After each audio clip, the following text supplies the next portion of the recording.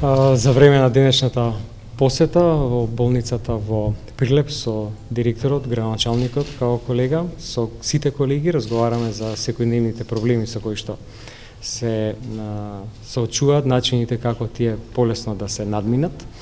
Најмногу разговаравме за тоа што е потребно во однос на дополнување на кадрот и опрема во болница, меѓутоа и за инфраструктурно подобрување на овој објект. Во однос на опремата разговаравме за тоа што е приоритет во болницата, што недостасува во овој регион на целокупното население и врз основа на тоа ние ќе направиме план во Министерството за здравство за набавка на се што треба во склоп на потребите на сите јавни здравствени институции во периодот што следи.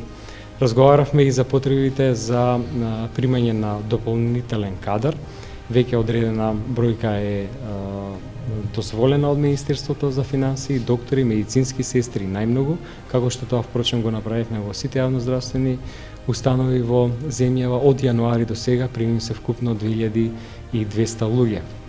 Понатаму разговаравме за потребата од специализации. Знаете дека на минатата седница на владата помина измената на програмата за специализации и сега Прилепската болница ќе добие потребни специализации врз основа на проценката од која специјалност недостасуваат кадри, така да новопримените и млади лекари ќе се упатат на усовршување. Преку разработка на проекти за кои што разговараме за финансирање со меѓународни финансиски институции, правиме проценка на тоа кој дел треба инфраструктурно да се подобри. Постои едно одделение на кое што му е потребно реновирање, но истовремено разговараме и за тоа да Прилепската болница целосно се реновира во смисла на тоа да стане енергетски ефикасна зграда, односно да се замени фасадата и прозорите, со тоа да стане една современа и европска модерна болница. Би потенцирал дека во Прилепската болница со години назад работат врни експерти од одредени области кои што даваат солидно ниво на здравствена заштита на населението.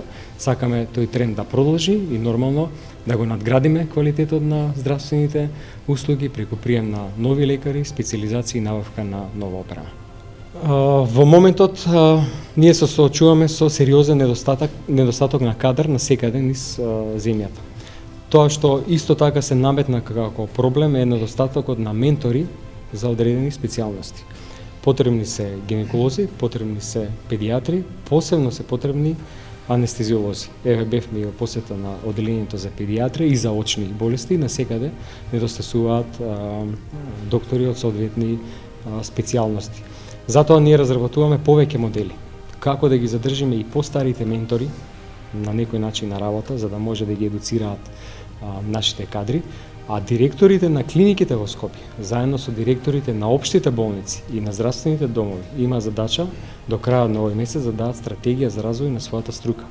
Врз основа на тоа, ние ќе ја формираме здравствената стратегија на ниво на целата наша држава. Што тоа значи? Тоа значи дека на секоја клиника, во секоја болница и во секој здравствен дом ширум нашата држава, точно ќе се знае со колку број на специјалисти во моментот да располагаме, на која возраст е, каква опрема за соодветна специјалност има и се користи, какво е знаењето на тамошните доктори и како ние ќе направиме проекција за понатаму, колку доктори од таа специјалност ќе бидат примени на работа, ќе се упатат на специјализација и на тој начин ќе ја формираме регионализацијата, точно ќе знаеме со колкав број на доктори сега располагаме, ќе бидат примени и во наредниот период ќе служат на ова население, за да не се доведеме во ваква ситуација, да недостасува сериозно голем број на доктори од одредени специјалности и да се загрози, да постои ризик да се загрози давањето на некаква услуга во еден одреден регион во нашата земја. Знаете дека критичен е бројот на анестезиолози, како што спомнав, но и на гинеколози. Например, со тоа се осочија неколку болници, па сега сме принудени доктори од Скопје да упатуваме во тие болници за да дадат тој тип на услуга. Затоа, со такви мерки ги надминуваме актуелните проблеми, но со овој стратешки пристап обезбедуваме еден стабилен план и програма за развој на секоја струка на секаде во држава. Во Прилепската болница, како и во сите други јавни здравствени установи, на овој период што помина, недостасуваат кадри скоро во сите одделенија и она што е приметливо дека возраста на персоналот, посебно на докторите во сите одделенија е прилично висока и голем дел од нив се спремни за заминување во пензија. Се надеваме дека дел кои ќе бидат способни можеби ќе останат заради недостатокот да практикуваат уште некој период. Мислам дека нешто и на тој дел се прави во Министерството за здравство. Голем е недостатокот. Скоро во сите дејности, тешко че не знам како ќе оди надминувањето на тој проблем. Еве некои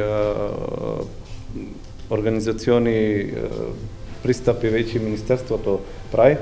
Во однос на опремата, она што најмногу недостасува, во моментов правиме напори да ги обезбедиме таа опрема. Нешто добивме сега од донацијата од Шведска, колоноскоп кој долго време требаше да се набави, го добивне. Ќе отпочне со работа и кабинетот за колоноскопија. Добивне мобилен рентген апарат за потребите на ортопедија.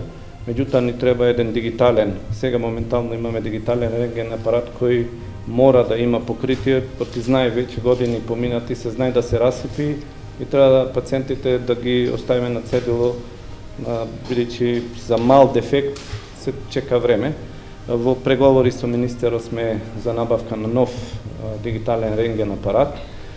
Има недостаток и на поситни апарати, се опремивне со пациент монитори, набавивне апарат за анестезија, плазма стерилизатор, набавивне во теке да се донеси, реков пациент монитори. Во теке процедура за набавка и на помала опрема за физикална терапија, ехо апарати ни требаат, недостасуваат. Почнати се постапките за набавка и до крајот на годинава ќе се опремиме.